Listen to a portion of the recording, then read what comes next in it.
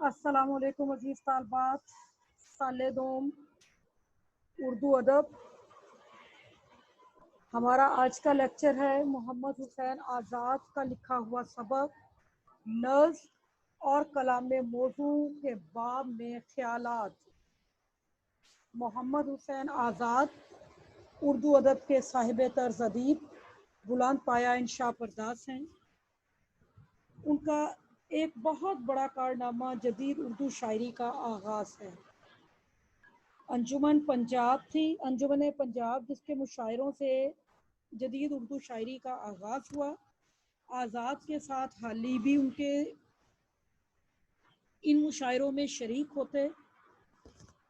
یہ محمد حسین آزاد کا مضمون ہے جو انہوں نے انجمن پنجاب کے جلسے 15 اگست 1867 میں منعقدہ جو ہوا ہے اس میں پڑھا۔ نظم و کلام موضوع کے باب میں خیالات، یہ اردو ادب اور تنقید میں اپنی نوعیت کا پہلا مضمون تھا جس میں باقاعدہ طور پر نظم کے بارے میں، شاعری کے بارے میں خیالات کا اظہار کیا گیا۔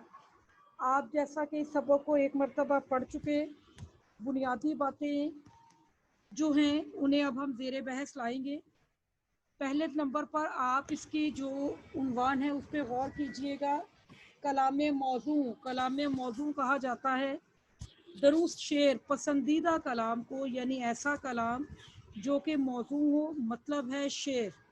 یعنی یہ جو ہمارا ہے آج کا سبق، یہ نظم اور اشعار کے بارے میں ان کے خیالات کے حوالے سے ہے کہ وہ کیا کہتے ہیں۔ اس کا مختصر جائزہ لیتے ہوئے آگے کی طرف بڑھیں گے۔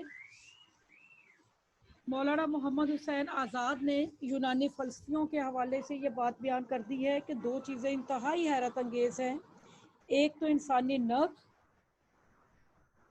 جو بولنے کی طاقت نہ رکھنے کے باوجود انسان کے اندر کا حال بیان کرتی ہے، اور دوسرے نمبر پر شعر ہے جو الفاظ کے پس و پیش سے دل کو متاثر کرتا ہے۔ اسی لیے جب ہم کتابی تعریف کرتے ہیں تو موضوع اور مقفع کلام کو ہم شعر کہتے ہیں۔ اس کا مؤثر ہونا بھی ضروری ہے، ورنہ اس کی حیثیت بے مزہ کھانے جیسی ہو جاتی ہے۔ اب یعنی اگر ہم یہ کہیں کہ ہر جو ہے ترنم میں کہیں بات شعر ہے تو ایسا نہیں ہے، بلکہ ہر وہ چیز شعر کے لیے ضروری ہے کہ موضوع کلام ہو، مقفع کلام ہو، اور اس کے بعد ہم یہ بات کہیں کہ یہ جی شعر ہے، اسے ہم نے شعری انداز سے شعر کے کرائٹیریا کے مطابق ہم نے اسے بیان کیا ہے۔ بصورت دیگر ہر جو بات ہے وہ شعر نہیں کہلائے گی۔ اب آپ اس میں دیکھیں گے کہ اس سے آگے مصنف یعنی مولانا محمد حسین آزاد بیان کرتے ہیں کہ مضمون اس کا سننے کے لیے ضروری ہے کہ دل پہ اثر ہو۔ اگر کوئی کلام منظوم تو ہو لیکن اثر سے خالی ہو تو وہ ایسا کھانا ہے جس کا کوئی مزہ نہیں۔ اب آگے انہوں نے ایک فارسی کے شعر کے ذریعے سے اپنی بات کو بیان کیا ہے۔ دندان نے تو جملہ در داہن، چشمان نے تو زیر ابرو اند، یعنی انہوں نے باقاعدہ اپنی بات کو یہاں پر بیان کر دیا ہے کہ اے محبوب تیرے سارے دانت تیرے منہ کے اندر ہیں اور تیری آنکھیں ابروؤں کے نیچے ہیں۔ اب یہ دیکھیں یہ شعر کہہ دیا ہے۔ اب کیا یہ شعر اپنے اندر کو معنی رکھتا ہے؟ دانت یقینی بات ہے منہ کے اندر ہی ہیں، اور آنکھیں جو ہیں وہ ہماری ابرو کے نیچے ہی ہیں۔ بظاہر میرے آپ جیسا بندہ اسے سنے گا اور کہے گا واہ واہ واہ، لیکن جو شاعر ہے، جو نزاکت کو جانتا ہے، وہ پوچھے گا کہ یہ کیا ہے۔ جب انسان کے دل میں قوت گوئی اور شش مضمون مجتمع ہوتے ہیں تو طبیعت سے خود بخود کلام موضوع پیدا ہوتا ہے۔ یعنی شاعر کہتے ہیں کہ یہ دل کا تعلق ہے، جب دل سے یہ کام ہو تو اس کے بعد ایسا کلام پیدا ہوتا ہے جو کہ کلام موضوع کہلاتا ہے۔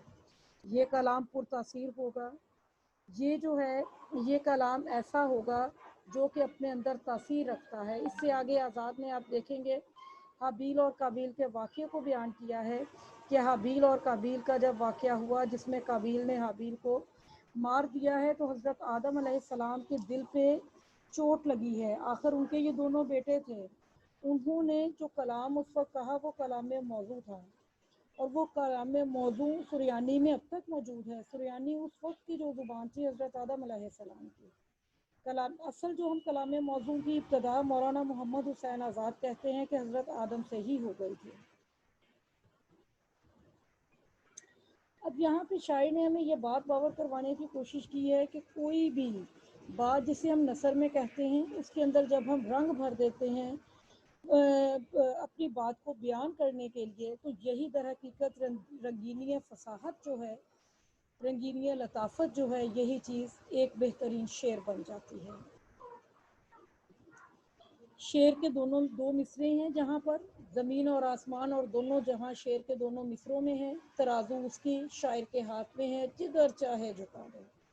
अब यानी शायर को मौलाना मोहम्मद हुसैन आज़ाद ने इस ताकतवर करार दिया है। कहते हैं कि उसके हाथ में जो शेर है ना, वो दर हकीकत ज़मीन और आसमान है, जिन्हें वो अपनी खूबी से जिस तरफ मर्जी झुका दे। नज़्म दर हकीकत एक शाखे गुलरेज फसाहत की है।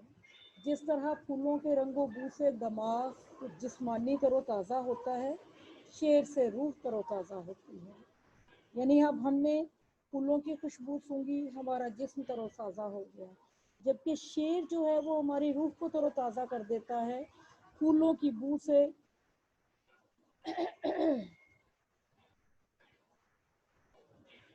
आगे अब आप देखेंगे फूलों की बू से मुख्तलिफ खुशबुएँ हमारे दिमाग को महसूस होती हैं। बू बाज़ों का तेज़ है, किसी की बू मस्त कर देती है, किसी की बू में नफासत है, लताफत है, किसी में सुहानापन है। कहते हैं कि बिल्कुल इसी तरह अशार का हाल है।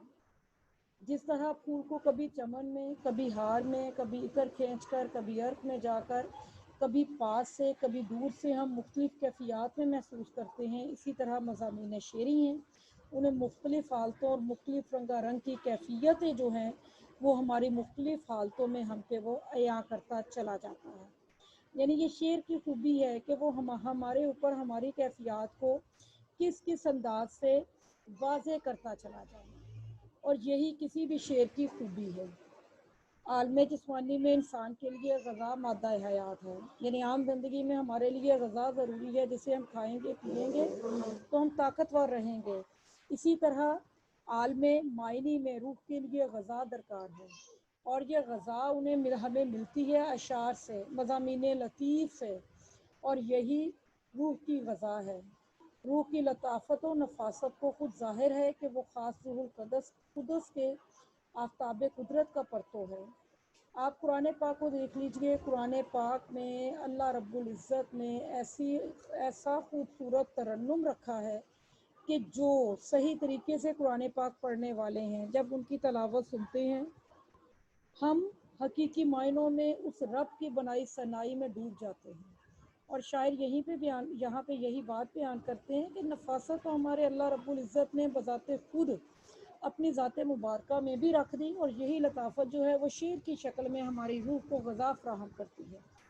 फिल हकीकत शेर एक परतुए रूह कुदस का और फैज़ान रहमत इलाही का है कि अहले दिल की तबीयत पर नज़ूल करता है। आप इकबाल की शायरी को उठा के देख लीजिए, उनकी शायरी पढ़ते हुए आपको वाज़े पता चल जाता है कि ये उनकी तबीयत पे नज़ूल था। ये जो शायरी है ये वो शायरी नहीं है जो कि दिल को ख़राब करती है, बल्कि वो शायरी है जो हकीकत में नज़ूल है। यही सबब है कि ज़ाहिरन अपने कल्बा अहज़ान में पड़ा रहता है, मगर तमाम आलम में इस तरह हुकूमत करता है जैसे कोई साहिब खाना अपने घर में फिरता है। पानी में मछली और आग में समंदर हो जाता है, हवा में तायर बल्कि आसमान पर फरिश्ते की तरह निकल जाता है। अब ये मज़मून ख्याल जो होता है ना, यानी शेर जिस जिस ख्याल के जरिए वो ख्याल जिसके तहत हम शेर कह रहे हैं, वो अपने अंदर बड़ा वसी व अरीज परवाज़ है उसकी, चाहे वो आसमान पर फरिश्तों की माने जाए, चाहे पानी में मछली बन जाए, चाहे साहिब खाना की तरह पूरे घर में फिर जाए। इसलिए शायर जहाँ का मजमून चाहता है बेतकल्लुफ़ लेता है और बातसरुफ़ मालकाना अपने काम में लाता है। यानी ये शायर का बड़ा खूबसूरत वصف है कि वो गुलज़ारे फसाहत का फूल खिला देता है, गुलहाए अल्फाज की खुशबू हर तरफ फैला देता है। ये शेर ही है जो रोशनी इबारत का परतो बन जाती है, इल्म का इतर है, कवाए रूहानी का जौहर है, तासीर मानवी का सत है, रूह के लिए आबे हयात है। गर्द गम गर्द गम को दिल से धोता है, तबीयत को बहलाता है, ख्याल को अरूज देता है, दिल को इस्तगना और बेनियाजी और जहन को कुव्वत परवाज देता है। गर्द अफकार से दामने दिल को बुलंद रखता है, तन्हाई में दिल लगी पैदा करता है, वहदत में कसरत और कसरत में वहदत, सफ़र दर वतन और सैर दर चमन के यही मायने हैं। अब देखिएगा कि मौलाना मोहम्मद हुसैन आज़ाद ने मुख्तसर अल्फाज में हमें ये बात बावर करवा दी कि ये शेर की खूबियाँ हैं, हमें कहाँ से कहाँ ले जाए। हमारे दिल के से गमों को ख़त्म कर देता है, हमारे दिल के अंदर ऐसी कैफियत ले आता है कि हमारा दिल बेनियाजी और इस्तगना से पुर हो जाता है। हम दुनिया से बाहर और दुनिया में सफ़र कर लेते हैं, अगरचे शायर हमेशा फ़िक्र व तरद्दुद में गर्क रहता है, लेकिन एक शेर कहकर जैसी उसकी दिल को फरहत हासिल होती है, बादशाह को तस्वीर हफ़ किश्वर से नहीं होती। दिल में सोज़ो कदास, तबीयत में ऐसी कबूलियत असर की पैदा करता है कि बात बात में एक लुत्फ़ और कैफियत पैदा होती है, और लुत्फ़ ताकत तहरीर व तकरीर दोनों से बाहर है। उसके असर से जो रंज दिल पर तारी होता है, साहिब दर्द ही उसे खूब जानता है कि हज़ार खुशियों से ज़्यादा लुत्फ़ हासिल होता है। अफसोस ये है कि फजीलत इख्तियारी नहीं, यानी मौजूनियत अबा जौहर खुदादाद है, और इस नेमत को खुदा ने अपने हाथ में रखा है। अब आप और मैं कहें कि जी हम तो शेर कहने लगे हैं, शेर हमने जी कह दिया, अब क्या कहा जिसका कोई मायने सर पैर नहीं। ये शेर नहीं है। मौलाना मोहम्मद हुसैन आज़ाद कहते हैं, शेर दर हकीकत अल्लाह ताला की तरफ से मौजू तबीयत का कमाल है। जिस शख्स के अंदर अल्लाह ताला ने यह खासियत रखी है कि वो इस कैफियत को महसूस करते हुए अशार कह सके, वही बेहतरीन शेर कहता है। हर शख्स इस नेमत खुदाबंदी से मालामाल नहीं होता। अब आपके दिल पे चोट लग गई, आप अजियत मुसीबत मलामत बलाएं, तेरे इश्क में हमने क्या क्या ना देखा, ये शेर हमारे मुंह से जारी हो जाएगा। अगर आप इस कायनात के वसी और रीज़ होने पे, इसके खिले हुए रंगारंग फूलों पे गौर करें, आपके मुंह से वो मशहूर शेर जो है, परियां हैं सहरा में या फूल हैं सहरा में या परियां के तार अंदर के तार, उदे उदे नीले नीले पीले पीले पैर हैं, ये शेर आपके मुंह से निकल आएगा। इसी तरीके से मुख्तलिफ अशार जो हस्बे हाल हों वो आपके मुंह से निकलते चले जाएंगे। दर हकीकत ये आपके दिल की तर्जुमानी है, जो कि अल्लाह ताला की इस वदियत करदा कुव्वत की वजह से शायर ने अशार कहे, और उसके बाद आपके दिल को भले लगे और आपने भी उन्हें अपने दिल का आकाश बना लिया है। मेरा ख्याल है इतने ही सबक को आज रखते हैं। आप इसे पढ़िए, देखिए, अभी मुझसे पूछिए, इसी के हवाले से मज़ीद इतना जो सबक है इसी के हवाले से मज़ीद बात करते हैं, क्योंकि कुछ मुश्किल है। इसे आप अच्छे तरीके से देखिए, जहाँ से कुछ पूछने वाला है आप पूछ लीजिए।